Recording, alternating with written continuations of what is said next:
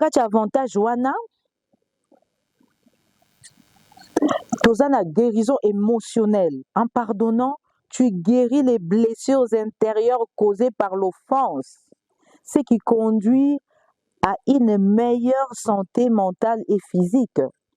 Tangu yo ozo ko pardonner na ba guérison émotionnelle. Tangu yo nzimi ko pardonner. Pardon wana ekopesa guérison intérieure, ya ba blessure intérieure na yo.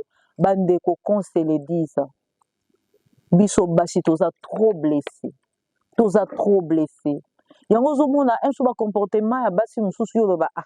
Mais pourquoi moi sinanga azaki boye akoma boye pourquoi? Mais yo mokondo bebisi moi sina yo. Ba blessure combien oyo koza na motema moi sina yo. Ba blessure combien oyo blessa ye. Maloba mabe. Moi ça koma lokwa lipapa. Yo moi si mobimba. Yo mobali momba soko si mofinga moi sina yo. Oyo kanisi yo ne, yo kasi yo pe mo pe yo pe la reine. Yo penzo kanisi nini? Yo pe mobali momboko sa moi sino bongo. Oko sa moi sino bongo ta? To blessa basi na biso, to blessa mibali na biso. Eza na ba blessure o ezaka po ekauka ezwaka des années.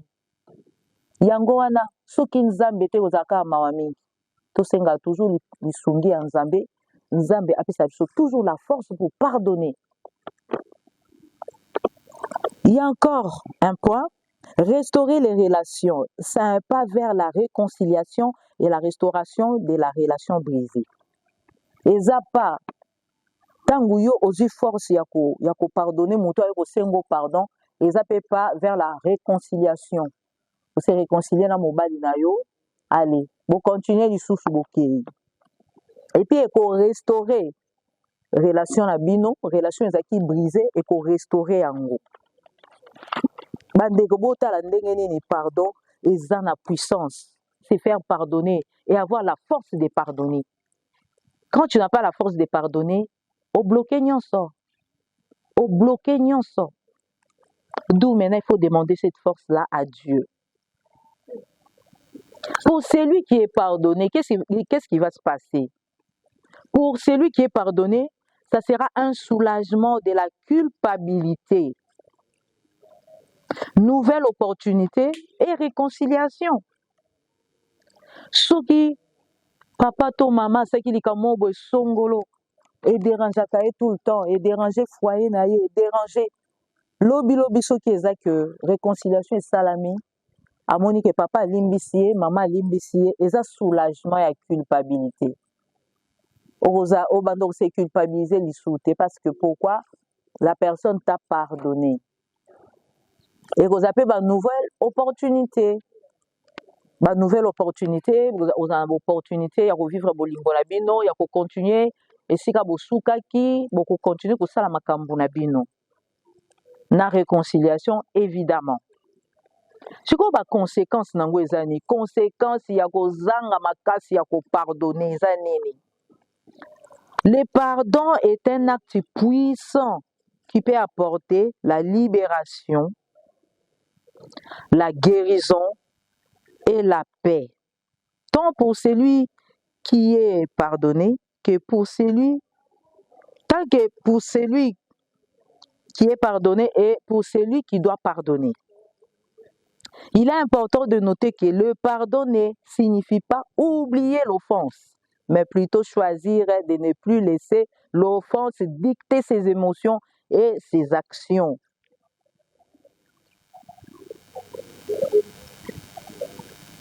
Ba conséquence nango yango touti ko tanga awa ya refus à pardon ya kozanga makasi ya ko pardonner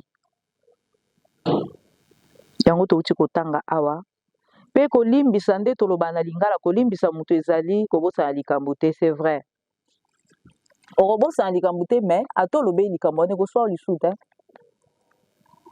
atolobe likambo ne ko soa lisuta soki ozolobe likambo eza ko soa yo pe mingi tozalaka basaki likambo seka boswanya d'ailleurs yo kutu osala nga boye na ne wana osala ki boye okomo tangi ya mutu mabe alors que ça senga pardon. Tant que vous pardonnez, et le but est qu'il faut à chaque fois rappeler, non. Aussi, l'imbécile, bien que oui, il y a une situation qui s'est passée et tout, mais il faut rappeler à tout à chaque fois. On va rappeler tout temps.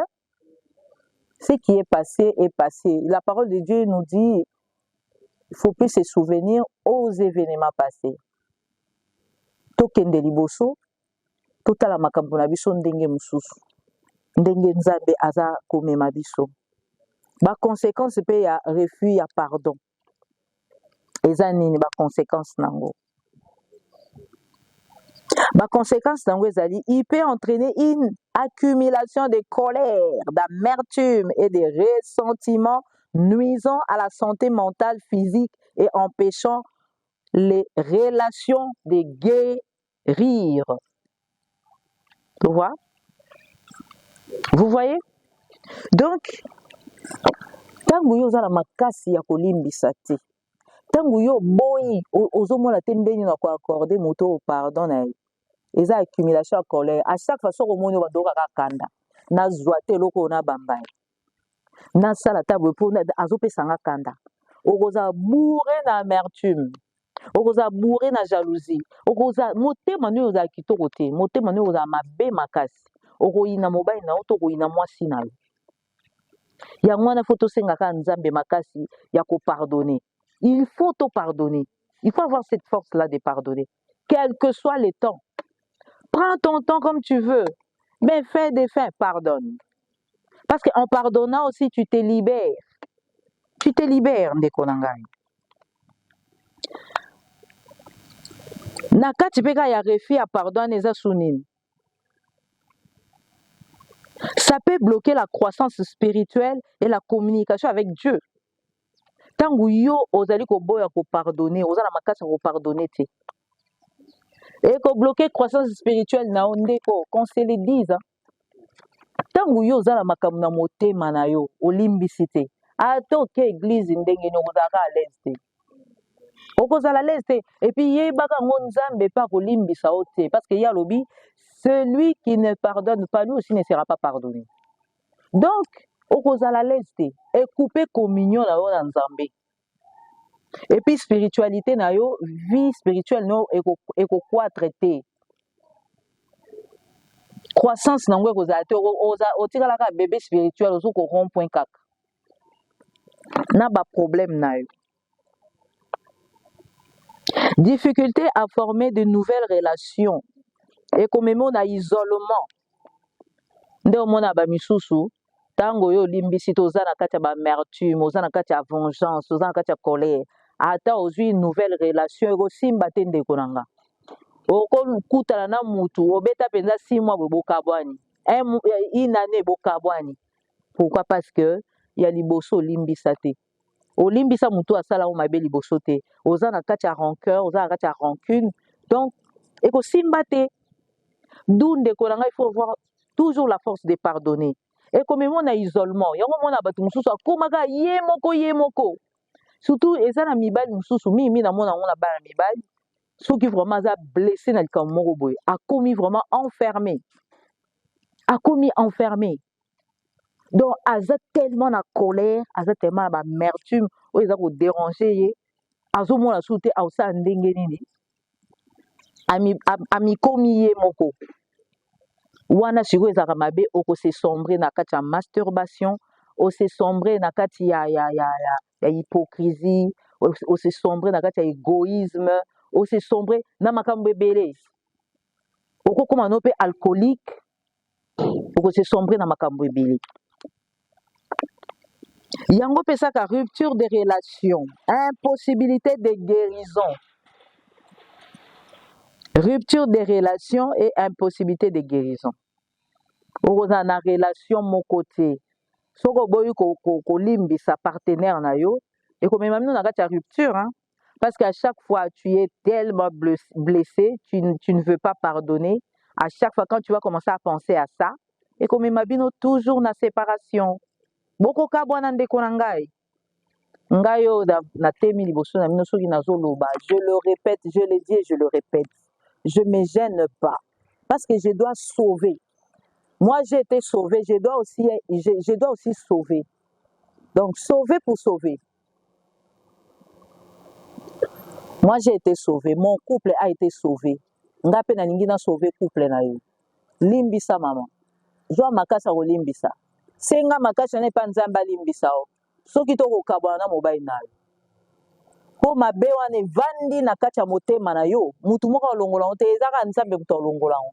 Bapota wana ezotungisa yo. Makaniso ezotungisa yo. Bapota wana eza koronge yo. Ezaka nzambe ka mutu olongola ngo.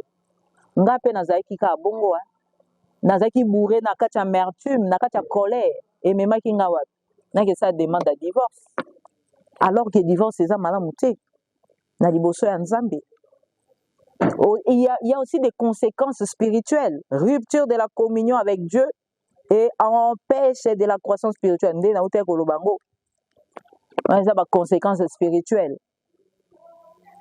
Rupture, on s'est communiqué dans nzambe ndene tant que tu pardonnes pas. Et puis, conséquences physiques, stress chronique, trouble du sommeil. Et ça, batumsusu bazana stress moko.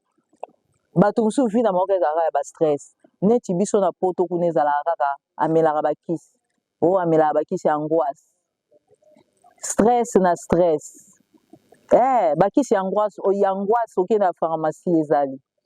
Stress na stress pourquoi? Parce que tu ne veux pas pardonner parce que tu as des problèmes. Ndeko na ngai nakomi na suka ya lisolo na biso.